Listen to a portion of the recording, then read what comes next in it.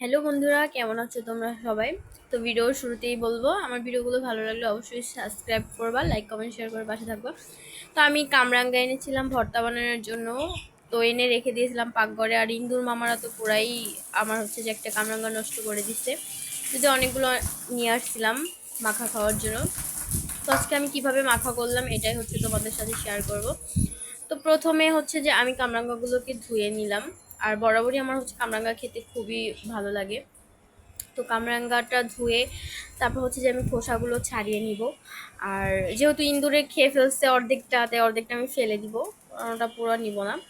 অনেকগুলো কামরাঙ্গা এনেছিলাম কিন্তু ভর্তা খাওয়া হয়নি, এমনি এমনি হচ্ছে যে খেয়ে ফেলছি, কারণ হচ্ছে যে আমি অনেক পছন্দ করি এগুলো খেতে। তো তারপর হচ্ছে আমি ভালোভাবে ছাড়িয়ে নিলাম।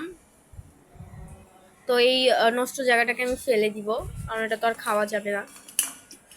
তারপর হচ্ছে আমি ছোট ছোট করে হচ্ছে এটাকে টুকরো করে নেব, কারণ এটা যতই হচ্ছে ছোট ছোট করে টুকরো করব ততই খেতে ভালো লাগবে।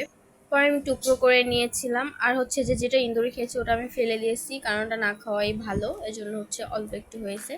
আর অল্প হলে সমস্যা নেই, আমি একাই খাবো। তো তারপর এখানে আমি দিয়ে দিলাম লাল মরিচের গুঁড়ো। মরিচটা খুব ঝাল, তাই যে যত ঝাল খেতে পারো দিয়ে দেখবে, আর এরকম ভর্তা করে একদিন খেয়ে দেখবে, অনেক মজা।